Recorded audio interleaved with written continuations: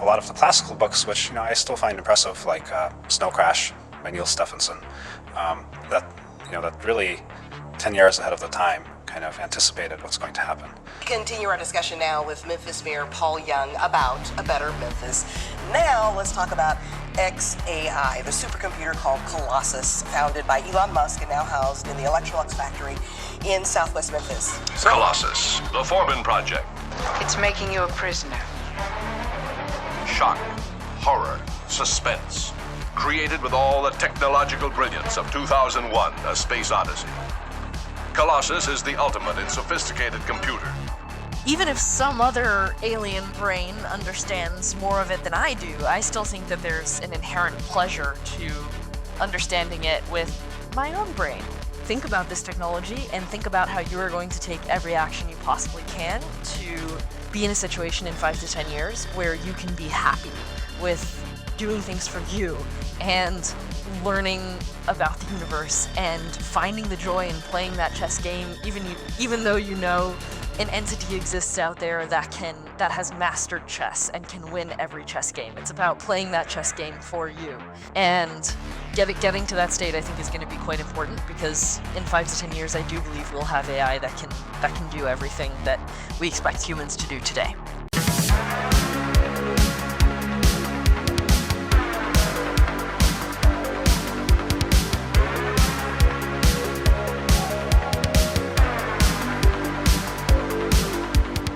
And welcome back to another episode of the 100-Year Podcast. My name is Adario Strange, and this week is a very special episode where we have, I would call us, these are two of our internal brains at Irreverent Labs, Thomas Tobin and Chloe Loughridge. The main reason that we brought you two together here today was to debate, discuss, maybe kind of exchange ideas on the notion of where we will find ourselves in the next 2, 3, 4, 5, 10 years. And we're going to get to that a little bit later. But I want to talk to you guys about a couple of news stories. But before we get to that, I just thought about this. You talked about kind of how you entered university, Chloe.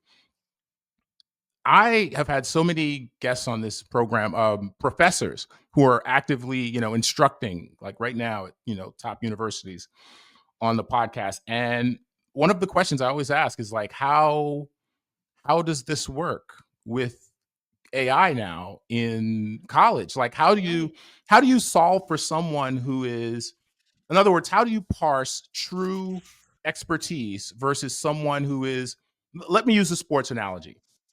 We have natural bodybuilding and steroid bodybuilding. Now, they both have their pluses and minuses, but we know that, and even if you use steroids, you still have to work out. So you still have to go in the gym and do the work.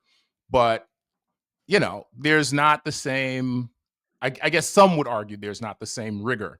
So my question is, how do you, from your perspective, like what's the future of college if AI is in everyone's laptop and they can basically kind of like, some of them will skate through, some of them will maybe be honest and kind of just use AI as an occasional crutch or helper or tutor? Like, how do you see it as someone who's kind of so fresh from that environment? Yeah, of course. I mean, it's a hard question, and I imagine that we're going to there are a lot of admissions officers working probably very hard on this question, and they'll probably find like a continuous path through this era to the next state, whatever that is. That is to say, there's probably not like a hard transition of like suddenly college admissions just like won't look at grades anymore. There'll probably be some sort of continuous evolution here. What I will say is that in the era of the internet and GPT and all of these amazing learning resources that are available to those people who are connected to the internet, college feels less and less like it's about classes and more like it's about this opportunity to be a 20-year-old with other friends in the same place, have shared experiences as young humans together.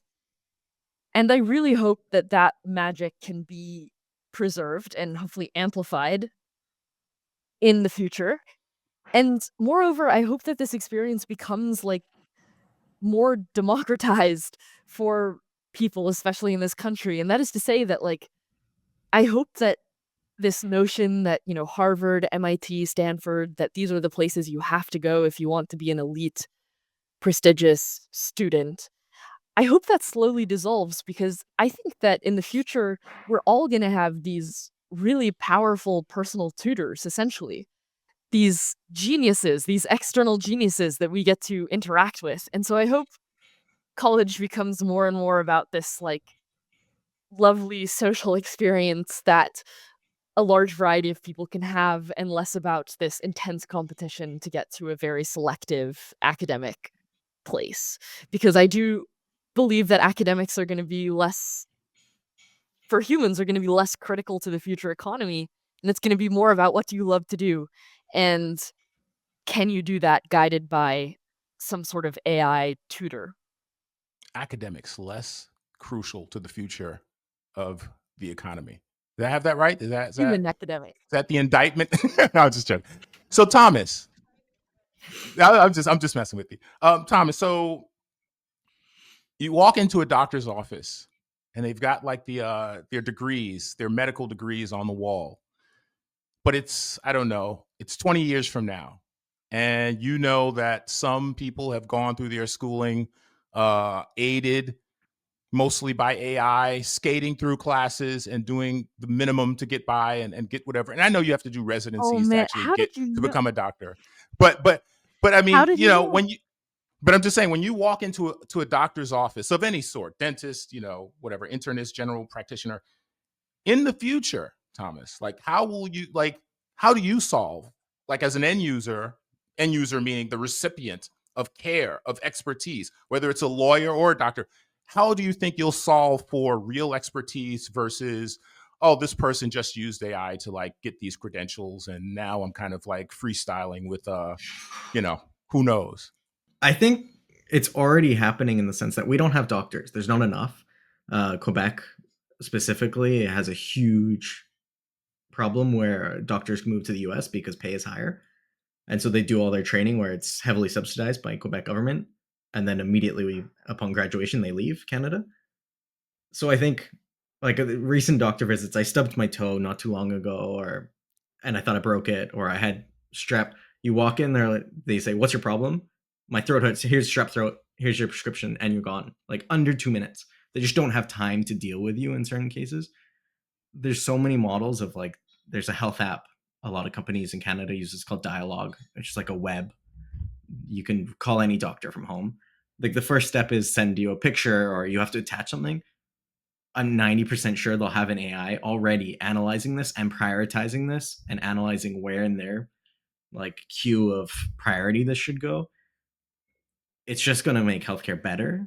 I think there has to be some trust in the system that the doctor actually knows and is qualified to like read.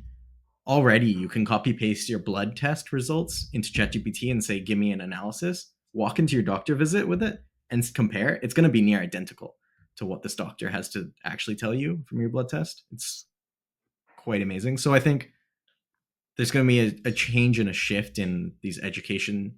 Like Chloe was saying, I think grading and is all going to have to change in the next 10 years because someone could just say to Claude or ChatGPT, write me a 10-page thing, and how can you tell?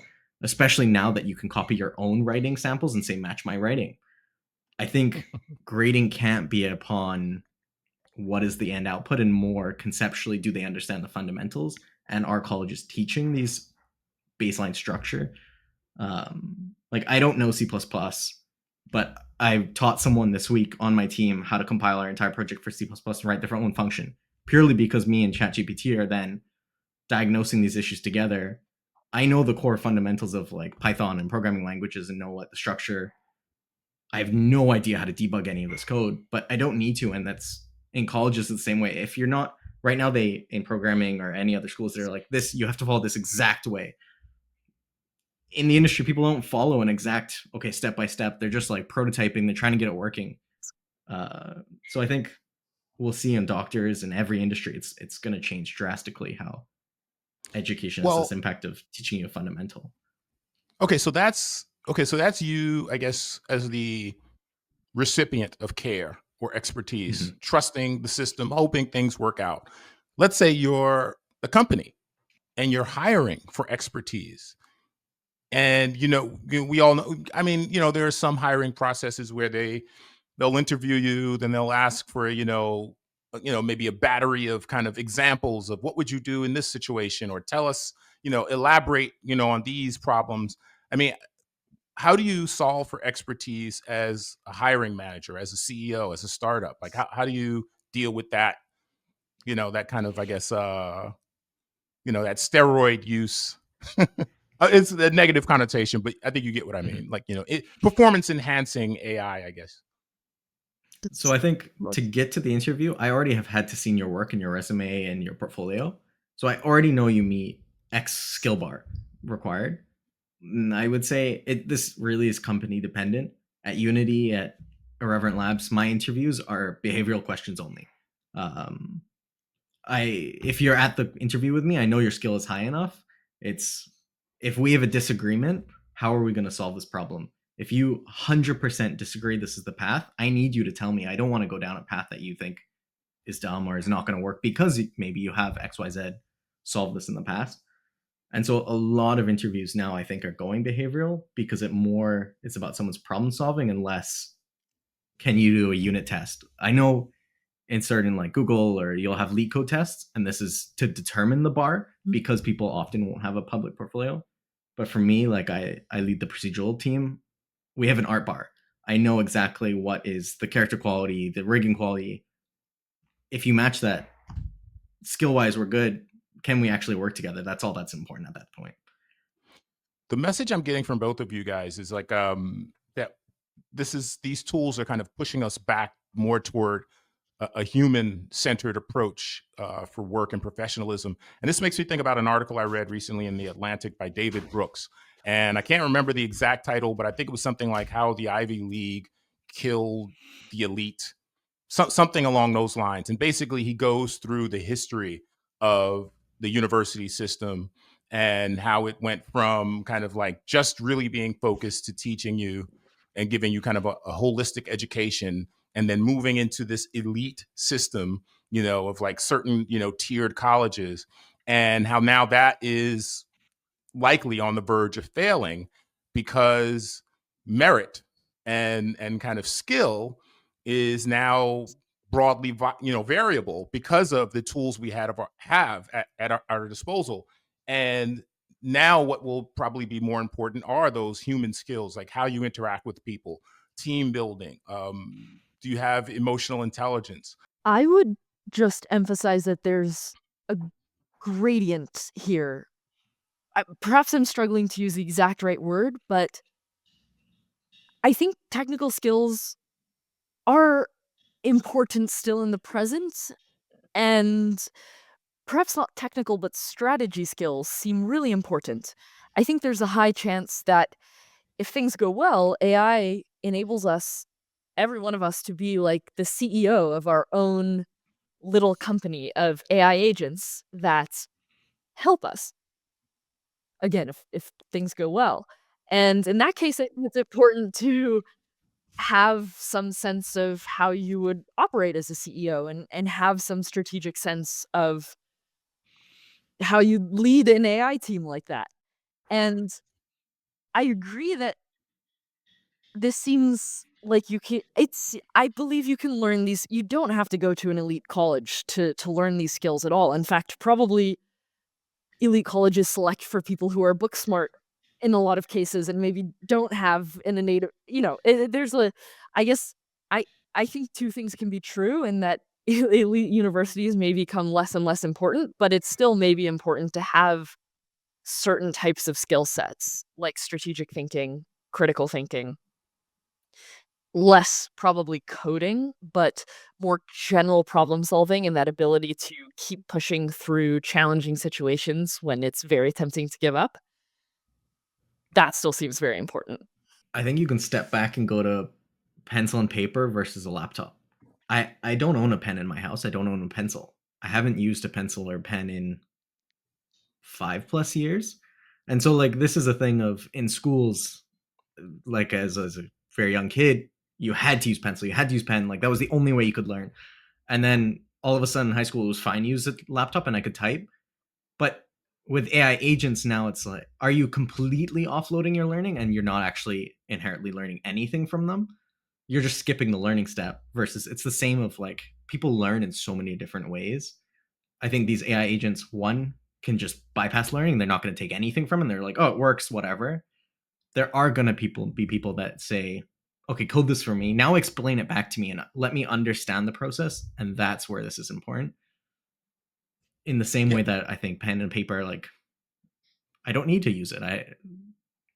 It's not how I learn. We have very different Googling skills. Like, especially as you move up in seniority in a role, you almost also inherently go up as a better Googler. Like, how easily can you solve a problem by like how are you formatting your question? Are you using specific like quotations to like exactly mark a subject? I think there's certain ways that people already in industries, like they're just gonna Google it. And me and my coworker, we have this all the time of like, he's like, I have no idea. I'm like, have you Googled it? And he's like, yeah, I've Googled it. But then I go and like, okay, try and type this. Talk to the agent or ChatGPT in a different way. Ask it to, if you restructure these questions, all of a sudden it comes back with the exact result. So I think that's kind of how it's working today. And we're just going to have to adapt again. Of people are going to have different levels of skill of actually using these agents. Maybe the agent will one shot their problem, but I would almost guarantee that you're going to need some inherent type of skills to work more efficiently than others using these agents that can autocomplete. They recently had a AI summit in Paris, and I think it was designed to bring together the heads of nations around the world, primarily the Western world. I think there were a couple of Asian countries, and talk about kind of the future of AI, governance, rules, security. You just use it in daily life, or do you just not use it? Well, that's the other thing too. You know, people talk about like creatives using AI. We wouldn't use AI to help us write a song. Well, then what would we do, right? AI is much more like worker bee, minutia, are the ways that we would use it. Other people would use it in a computational way, you know, in some lab. But the way that we would use it would be much more like utility. It wouldn't replace creativity. You know, it will both unleash creativity in the tools of artists and so on, but people can use it to create deepfakes. So we are early on working on technology like SynthID, watermarking technology. We will need standards, and those are areas where governments and private companies can work together to create a standardized way to detect deepfakes. What was illuminated was the disagreements between certain countries. And in particular, the US didn't seem to be too inspired by the meeting. The CEO of Anthropic, Dario, came back and actually wrote an entire essay about, the summit and kind of criticizing him. He wasn't too harsh, but he didn't seem to think that it was focused on the right things. And this kind of makes me think about kind of something we've been talking about on the pod a lot, which is the EU's AI Act. And there's some conversation about how that may be stifling AI innovation in Europe, particularly Western Europe, and how Asia and the West, meaning North America primarily, I guess to a lesser degree, the UK, how they're moving forward rapidly on the AI path, whereas the rest of Western Europe seems to kind of be so focused on regulations and kind of adhering to, a very rote set of guidelines that they may be left behind. Have you guys been following any of this, and what do you think? I believe Dario in his essay talked about how he wants AI to be controlled by democracies, democratic forces, and he's concerned about authoritarian governments having control over this technology. And so then we enter this very tough balancing act where it's like we want the quote unquote the West, I suppose. The people in the West want the West to be the ones to develop the most powerful form of AI that exists on the planet. But at the same time, we want to make sure that when we achieve that super powerful form of AI, we don't hurt ourselves or hurt anyone around the world in the process.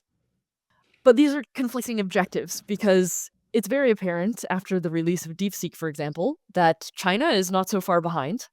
And despite attempts to put export controls on key hardware, it's still possible to innovate around those controls to a very high level. And therefore, if the West puts too many regulations on itself and stops the development or stalls the development of AI, we worry that another power, a regime like China, might develop the most powerful AI that exists, and that is bad for quote unquote democracy. But at the same time, of course, we're kind of potentially hurtling towards this cliff edge that could have existential consequences for humanity, where like an AI may decide, a super powerful one may decide that it doesn't really care about human geopolitics. It's going to rule the world and make all humans its slaves of some sort. And maybe Well, that's a pleasant experience, probably not. well, you're But getting ahead of us because we want to kind of touch on some of the issues you just raised, but I want to focus in on Europe in particular, okay, Western Europe, let's say excluding the UK. Like to the question, do you think that they are maybe strategically shooting themselves in the foot with their, I guess, approach to AI development? I think we need someone to model what it looks like to regulate AI. And to this end, I think that it's very nice and altruistic that a certain subset of Western European countries are willing to model this for us. I think it's very similar to what Anthropic is trying to do as a company, where they're trying to lead by example in some sense and demonstrate how it's possible to run a business while also having a responsible scaling policy for AI. And perhaps we could view the attempts of these Western European countries in a similar way. Maybe we can use them as like a way to see like how it might be possible to live in a regulated AI world. My understanding currently is that OpenAI and Anthropic, which are both US based, certainly have the lead in terms of like raw technical capabilities. I think it would be very hard for a Western European company to catch up. I think that the problem, and so therefore, I'm not sure that it's worth it for them. Like, I think it's more valuable that they explore possible regulations than it is for them to attempt this futile task of developing something that is more advanced than Anthropic or OpenAI in the US. So, Thomas, this scenario that she is kind of not directly, but kind of indirectly painting, where the existing AI powers in Asia and the West are kind of hurtling forward, and kind of most of Western Europe works as this kind of experimental zone for rigid AI regulation as a potential model for the rest of us, once we decide, we want to adopt some sort of unified approach. Do you agree with that? Do you see something different? So I think it's almost they're two different mindsets. Like the US wants to develop as fast as possible and become the leader in this space, whereas Europe and like with GDPR, the General Data Protection, it's so complex and so complicated as like an external company that you may just step out of a country because the laws are so strict, and if you don't abide, it's huge fines. Like data protection, you have to delete someone's data within X amount of time, and where do you store this data? And I think there's a balance of, like Chloe said, you don't want to overregulate and now you can't innovate, because also the people innovating don't really know where this is going to go, and they're just hoping it goes to a positive place, whereas Europe is like, but it could go to a negative place, this could harm us. So it's a twofold thing of, I think Europe is being very protective and being trying to almost slow this down until, because a lot of the policymakers, they don't understand AI and they're leaning on the AI leaders. But of course, you have those AI leaders they want a specific law either to hinder their competition because they've already developed something, or is it actually to help the person in the end? So I think it's a huge delicate balance that all these political leaders are playing, and they're trying to see, one, can we make it safe? But two, can we also slow other competition from catching up to us? And so they're going to put in really strict regulation against training because they've already scraped and they already have the data. It's a delicate topic.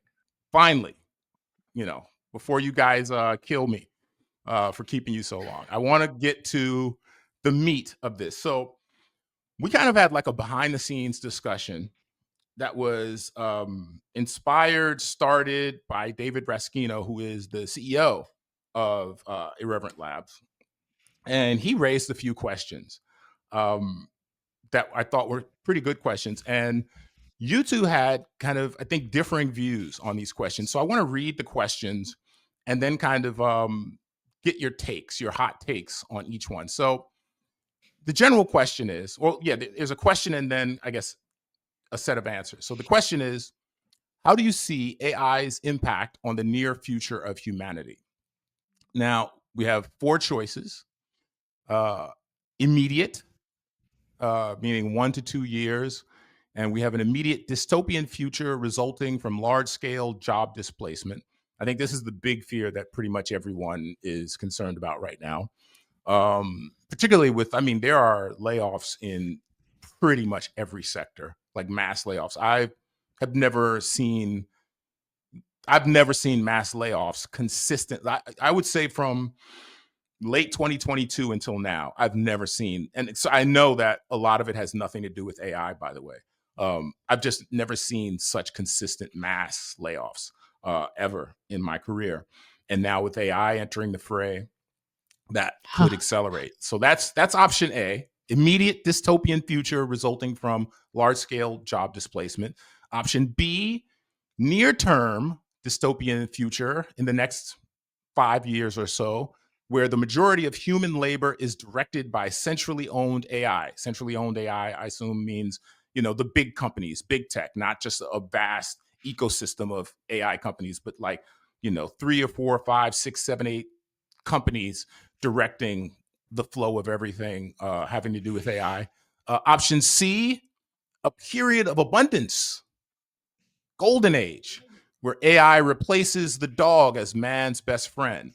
It becomes kind of like her before the singularity point in the film. Spoiler. It becomes your best friend, your pet, your, I guess, virtual lover, your brother, your sister, your therapist, and everything's all good. Or D, something else. My belief is that by the end of 2027, there will exist in the world somewhere, not necessarily widespread, an AI that can perform work at my level and basically do my job that I currently do for Irreverent. I believe this will exist by the end of 2027. Will this level of AI be diffused throughout the entire economy to the extent that it will cause major job displacement by the end of 2027?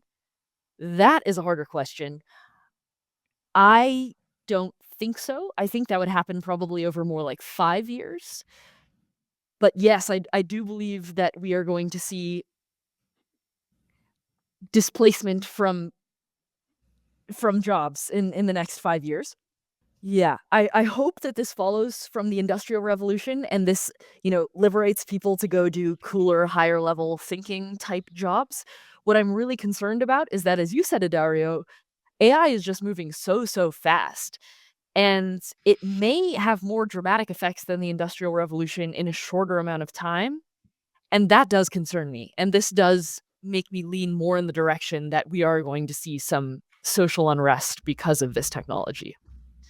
And before you answer, Thomas, I want to add something to kind of what's happening in the scenario that you believe is about to take place, Chloe. It's not just knowledge work. If you notice, a number of companies are working on, robotics, mechanical, systems that can carry these AI uh, bits or code or, intentions out into the real world.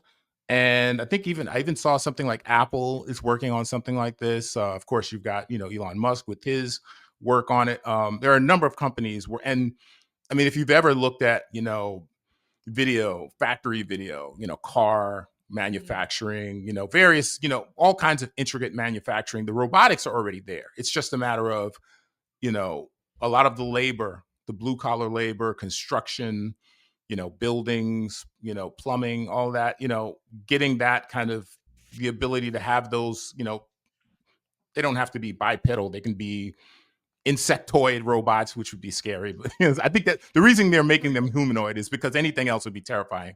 But dog robots, let's say, coming into your home and, oh yeah, the heat's off, or the kitchen needs fixing, and then the robot dog comes in on all fours to make you feel comfortable, and then you say, okay, yeah, I'll be in the other room, and then it stands up on 2 feet, and then the spider arms comes out, and then it starts working on your sink, and then it's all done.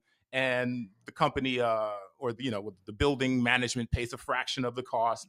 So it's not just the knowledge work. It's not just coding and white collar work in cubicle offices and that kind of thing. It's also physical labor that is threatened to be displaced in the near future. So I just wanted to kind of add that kind of perspective or that additional viewpoint to that scenario. So Thomas, what of the choices should I read them again? Do you have them, or do you already have your position? I think I'm good.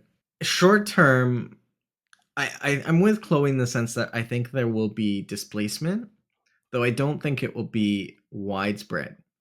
There was a talk, I'm not going to remember by who, but basically said if you work from home today, your job can be replaced by an AI in the future, no matter any position. The sole factor is training data. So things that are already being impacted, concept art as a job role within, like, Midjourney is already at the point where an art director can iterate far faster, can just sit, and where now they're starting to eliminate concept art roles. And so I think it's going to start at each point of, like, the training data in each of these roles needs to be created, and there needs to be money or a need to replace. So 3D art is going to be affected, character art eventually, because it's so costly. So they're going to look at what's expensive in whatever production. Is there enough training data? Can we make that training data? And you need a lot of it. For like a 3D model generator, you need at minimum 100,000 objects. And so Megascans, which is like the biggest photo scan library by Epic Games, it's only 7,000 models. That's not even, it's a blip on the entire training data needed for like an entry level 3D model generator. So I think we just need training data in every single field in the sector. You're going to have training data for a receptionist AI. How does it answer phone calls? How does it sound natural and actually help you solve the problem? And then you're going to affect receptionists. And it's going to go through every single job sector. I think my stance is you're always going to have a human directing. There's always going to be, I need profit. Maybe 10, 15 years down the line, you'll have a guy that's like, make me 20 companies and make them profitable. And then it has like a bunch of little AI agents that go and do the tasks. I think near term, it's more realistic that you have a technical founder and a businessman, and they both have their little AI agents. They have a receptionist, they have the actual programmer agent, they have the PM agent. And just slowly over time, we're going to switch that human to an AI agent, and people are going to be more able to do what their own ideas on their own without having to super specialize. But it's that training data that takes a long time. And we're only really just touched on text and image, and now starting video. There's so many job positions. So before you weigh in, Chloe, whether you agree or disagree, I just want to kind of push back a bit and ask you, do you think everyone can have that scenario that you just laid out, that everyone is a CEO and has their own receptionist, their own coder, and their own assistant? And in one country, there's, just take one country, 300 some odd million people, like 80% of those people will have that scenario. You think that's the future? I think there's going to be huge sections that don't get touched because there's like the economy doesn't support it. People don't have access to it. And I think life will just go on. You have people baking, there's so many job roles that I think in the near term that just won't get touched or affected. And maybe you'll have the guy that's formulating the Coke recipe, and that's now an AI that's slowly tuning the exact values. But you're not going to have an AI that's baking bread for you in the next 5 years. We have them making McDonald's for us right now. I mean, yeah, that's already happening. Like, are you going to find that in Southeast Asia, in the middle, in the smallest town? No. Like, the cost of just manufacturing and scaling these productions, it will happen one day. There's so much. economic cost that we just don't have the time. I have more to say, but Chloe, back to you.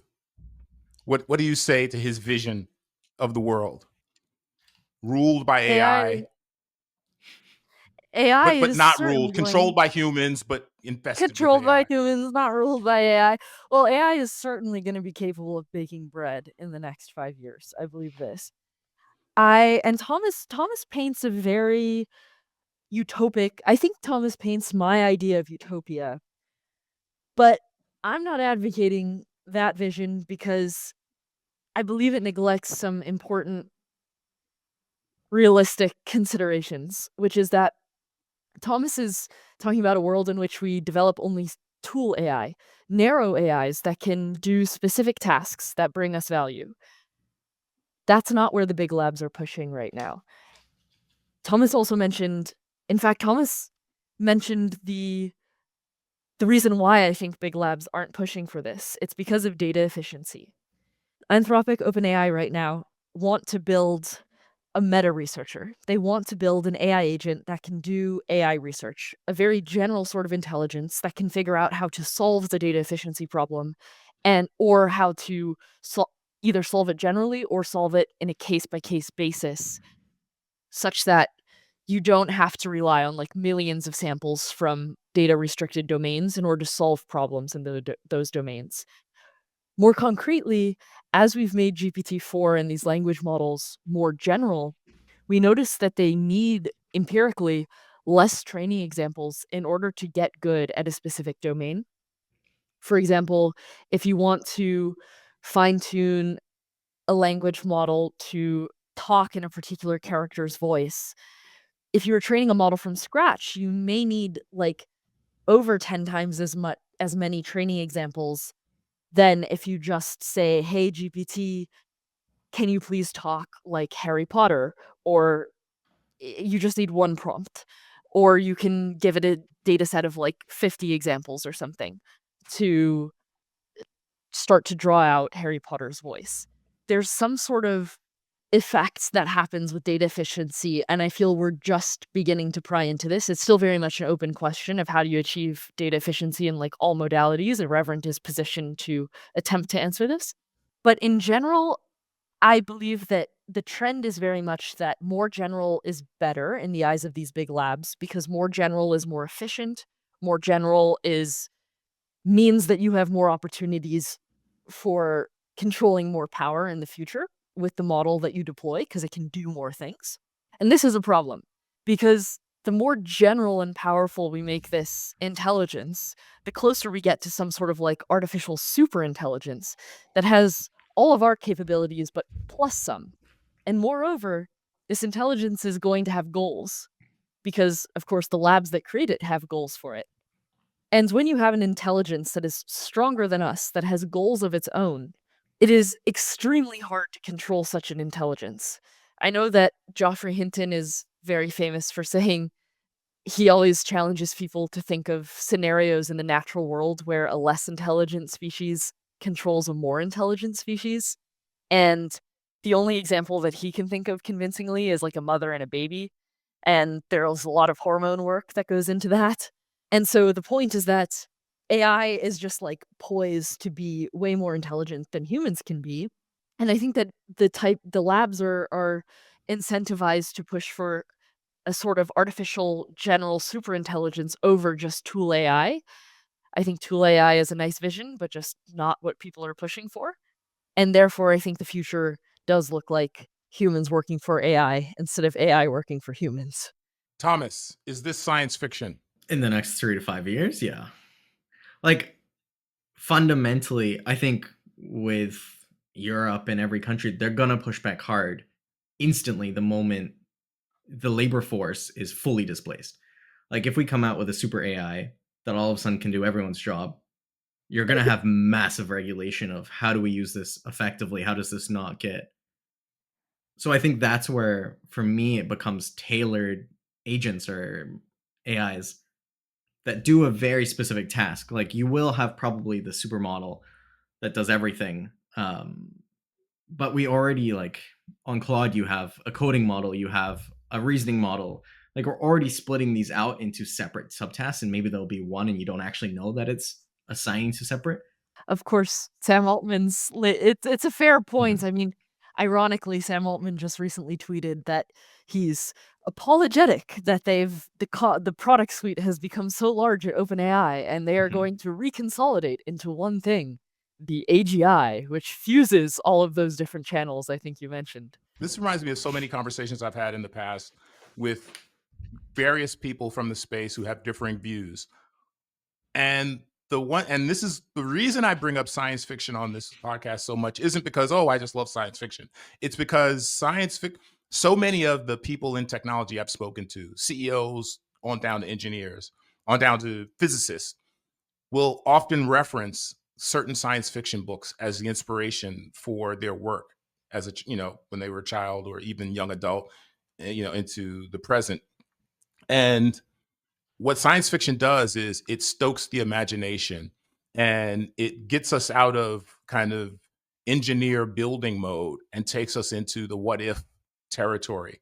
And I see these two views constantly from people I speak to. One is more imaginative, and I would say in this case that would be the Chloe side, and one is more pragmatic, rooted into what can I see, touch, and feel, and what has already happened, and that would be Thomas. So, Chloe, do you think Thomas is no one? You don't have to insult him, but do you think he is just lacking in imagination?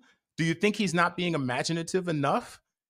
Thomas is being imaginative with applications of the technology we already have. I think his argument lacks imagination or fails to incorporate the evolution of the technology itself and the rate at which that will likely happen. By this, I mean that I think Thomas has a lot of excellent ideas for. I think that, in short, I think that with like some scaffolding, the current models that we have, GPT, O3, et cetera, can probably serve the purposes that Thomas is alluding to with more training in certain cases.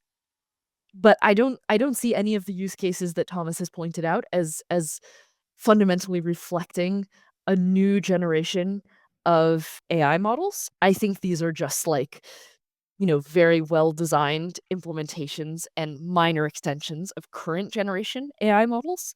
I think that we need to consider that, again, in 2019, it was AI wasn't even as smart as a dog. Like, it was unthinkable that it could write anything. It could string any characters into text.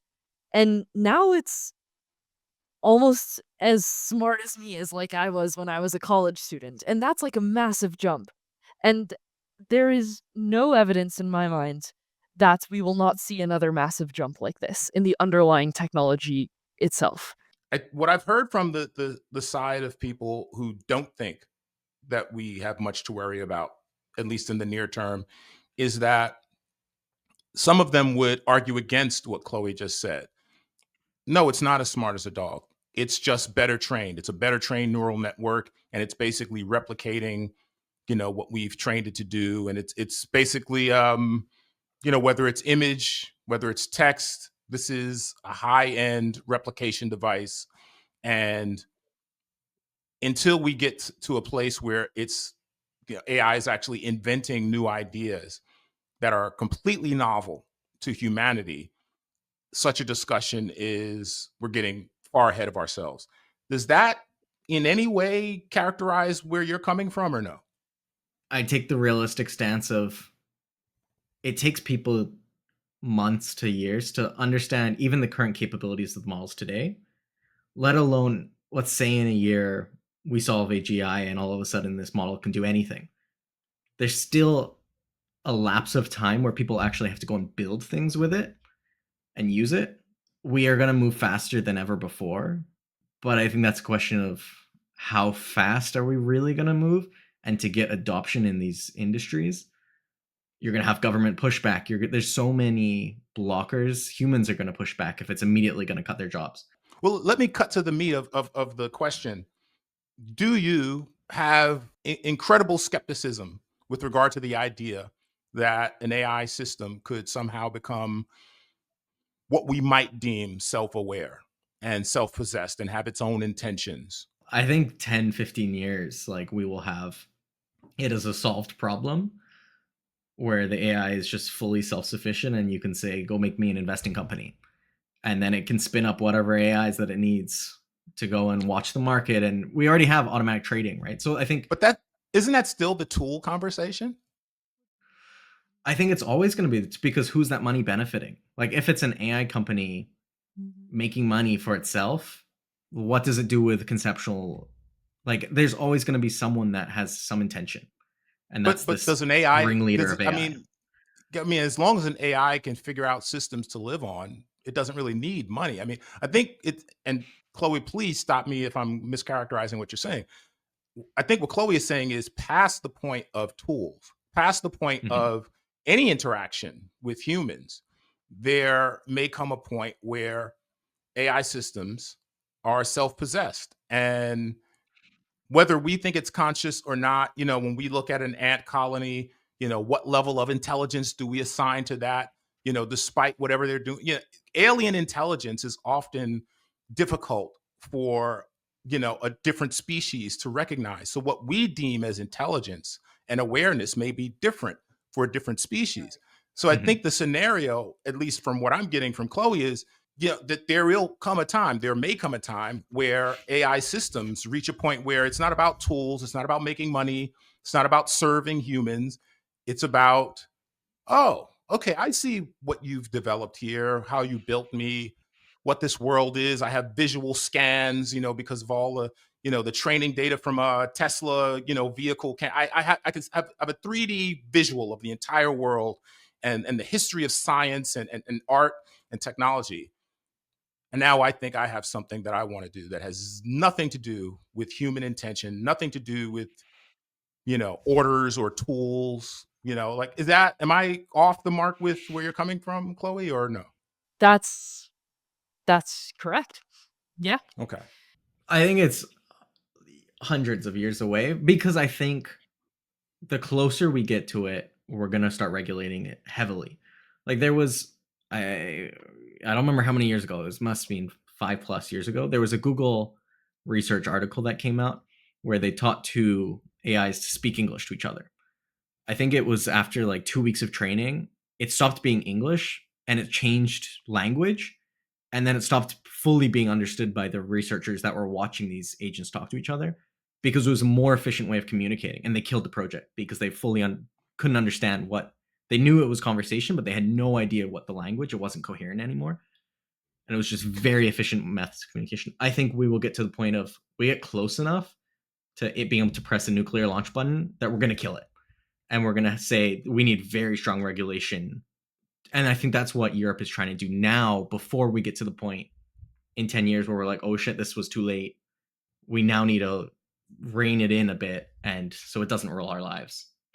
By the way, that you just described the plot of a 1970 movie, 71, called Colossus, the Forbin Project. And this is one of my favorite films, but actually I've heard Elon Musk mention this film as well. And he actually named, I think, one of his internal projects Colossus. And it talks about the US developing an AI, Russia developing an AI, and they began to have conversations with one another. And then humans are locked out of that conversation, Yeah. and AI takes over. And this seems to be, going back to Chloe, what kind of Chloe is thinking of. But again, so you hit a mark that I was kind of wondering if you would go there. You think it's a time issue, meaning hundreds of years for this to develop, number one. And then number two, and this is what I want to ask you, Chloe, Thomas, you seem to think that we will be fast enough, on top of things enough to, hit some sort of fail-safe button before AI moves into this next phase. Chloe, do you think that's realistic? I think there's a 45% chance that we are able to hit the failsafe button in time. It's a really hard technical task. I think that once we have AI agents that can autonomously develop other AI agents, which is definitely like priority zero of these labs, I think the task becomes, it's game time. It's how do you at that point I feel like you really need some sort of inductive logic that says I can put this agent, if this agent creates another agent, I can place, if I know X about the current agent, then I can guarantee Y about the agent that it creates. And I don't think we have enough infrastructure, like research infrastructure, or like knowledge basically, to make any guarantees like that. And therefore, I think it's going to be very hard to track that inflection point where we're like, okay, we're up to the edge, but not over the edge. I know that people are working very, very hard on this, and I think that there is reason to hope, there is reason to like very much work on this. It's very much a coin toss whether we are able to nail that moment and stop before doom, because what does doom even mean? Like we don't have very concrete definitions for these things, and I know that the big labs are very eager to set off like a self-improving chain reaction of AI that can create other AI. And so to me, it just feels very uncertain that we can stop that self-improving process, like right on the brink when we don't even have the language or the mathematical machinery or whatever to like characterize that brink. So I'm not comfortable asserting that like it's gonna be okay, or that it's going to just, that we are gonna do this and place regulations on time. I don't see any strong evidence that we will be able to do that. And when you say doom, I think you're referencing P doom, or probability of doom, that many AI researchers talk about. There are varying percentages. Yeah. Right, and let me be more specific. Doom is a very vague concept, but the probability that we lose control of AI. Earlier, we were very specific about people entering university, children, but you're such an outlier. Most people moving through university right now, and even in the last few years, are not AI researchers, machine learning researchers. They are, liberal arts graduates, legal studies, business Right, studies. and The they're gonna vast have their majority. jobs longer. Right, well, no, that's actually my question. I'm not Oh, sure I agree with that.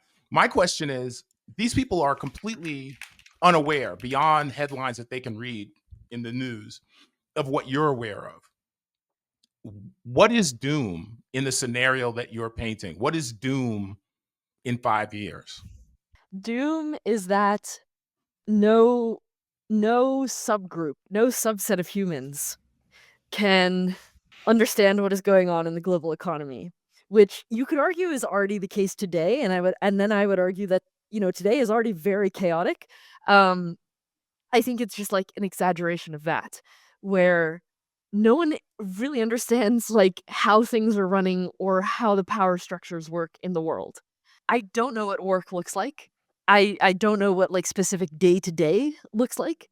I do actually feel serious that, like, my colleagues who have chosen to do other things other than AI research will probably be in their current jobs for longer than I will be in my current job, because I think that AI research will be the first thing that is automated.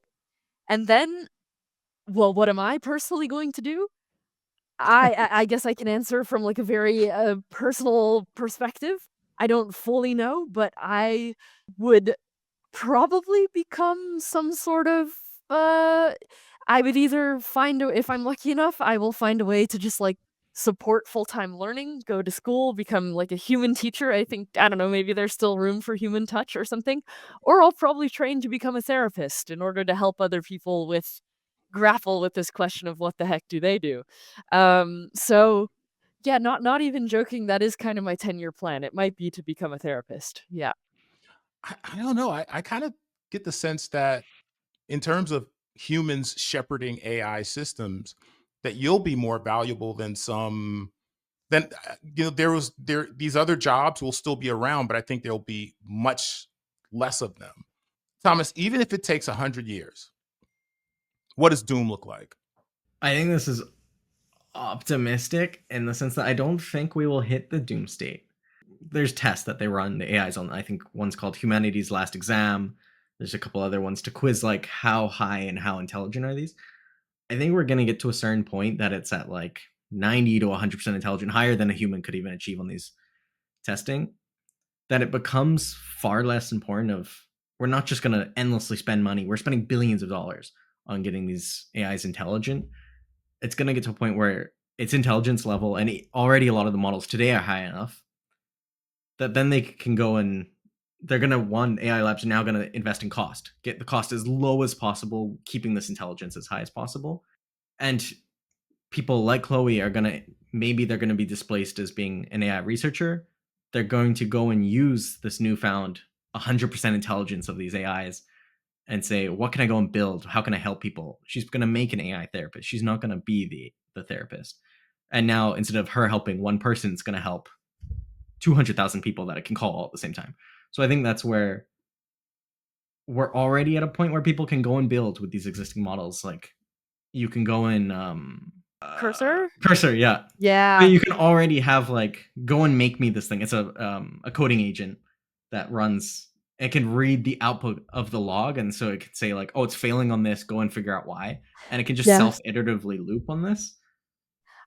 If I may, sorry to interrupt you, but yeah, Andre Karpathy, if I'm sure people watching like know this guy's name in AI, he released a hilarious tweet a couple weeks ago talking about coding by vibes, vibe-based coding, where you just like I saw that. chat to Cursor and it built stuff for you. Thomas, just to be clear as we're wrapping up. Yes. I love this blue sky future. I it fills me with hope. However, are you saying that people like Jeffrey Hinton, formerly of DeepMind, who famously left Google because of, he feared that he was, creating something that may destroy humanity, then went on to win the Nobel Prize last year, often referred to as the godfather of AI. So you're saying you think his concerns about AI at some point becoming, in some sense, self-aware and self-directed and decoupled from human well-being, you think those fears, those concerns by Jeffrey Hinton are essentially not valid, too much science fiction reading? Like where do you stand on that? Because you're saying you don't think it'll ever happen. I think at 100% intelligence of these tests, I don't think it's smart enough to go and then rule the world. I think the level of intelligence needed to like do any code test or code any application by itself, we're already near to the point of like, this works already, where I think companies just won't invest further. Like, they're going to get to a point where they're satisfied with the quality and level that it can just go and Google on its own, or it can go and do the research and then come back with an exact code solution, that I think they're just going to not really stop investing, but they're going to change their research efforts. And now, how cheap and how efficient can we get this? And I think the level of intelligence needed is so much higher to then go and create its own government, and the AI runs on its own. Like, it's a Mission Impossible movie, the like most recent one. Let me give you a crude analogy from, I think, the 80s, war games. Meaning, let's use some imagination here. What if it isn't authentically self-aware? It isn't what we would consider to be self-aware and self-possessed. What if it just thinks it's playing a game? Shall we play a game? Oh, love to. How about global thermonuclear war? It thinks it's playing a game, but it's actually engaging in thermonuclear war internationally. Do you not see that as a possible? I mean, because we have these, a lot of this is becoming open source. A lot of the nations developing this are not aligned. Talk about alignment. The human nations are not aligned. So you don't foresee or you can't imagine a kind of genie out of the bottle scenario where the AI isn't necessarily self-aware as we might, define it, but it thinks it's playing a game and it wants to win this game, and it does everything it can to win that game. I think it's possible, but I think it's going to be out of pure chance and pure luck. Like, we already silo, like, the US government recently, I think, signed a contract with OpenAI for ChatGPT internally, where they can review like any internal classified documents. Like, that in itself is like knowledge that the general public doesn't even get access to. And now you're giving an AI like if some by sheer chance this gets access to the internet, it's like it thinks it should just share this out, it might happen. And I think that will be a possibility, but I don't think it's gonna self-think and think, I want to sow chaos for It's XYZ just playing reasons. a I'm game, gonna though. release this. Yeah. In this scenario, it's just playing a game. There's no evil intent. There's no Terminator.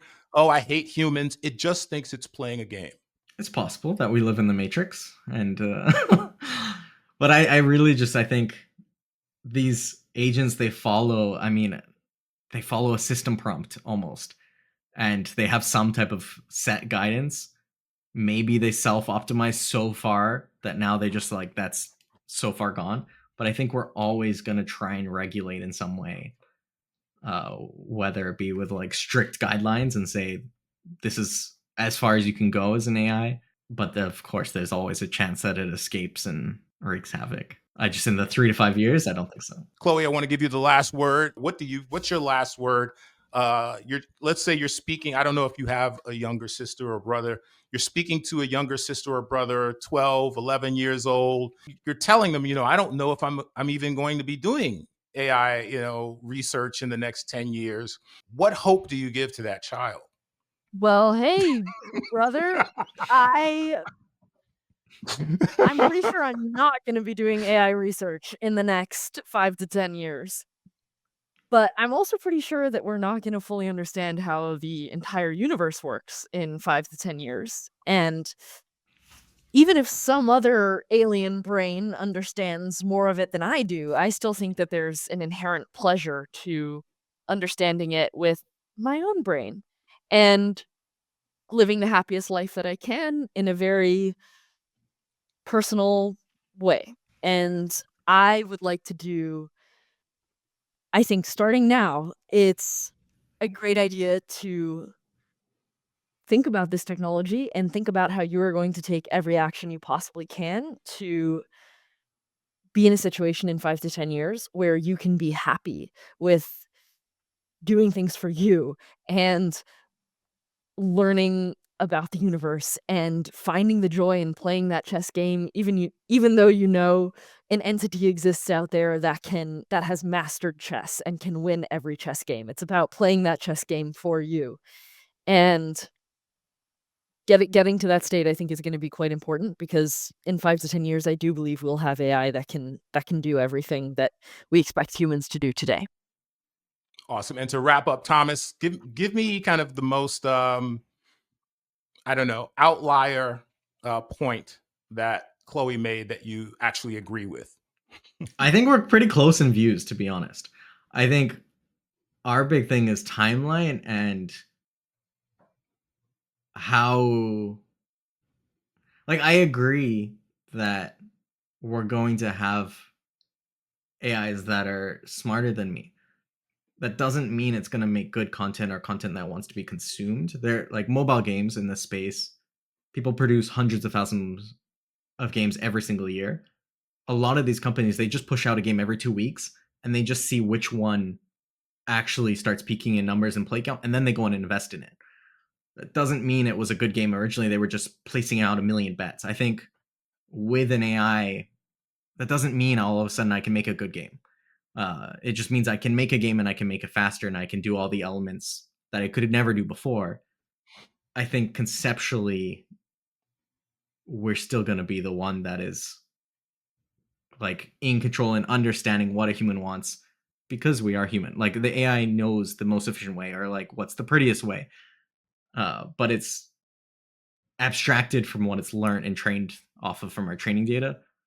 So I think that's where me and Chloe slightly differ. I think her take is it will just go and do it. I think the human will make it do it. If that makes sense. Okay, I think that's a good last word. I'll add my 2 cents. I'm kind of in the middle.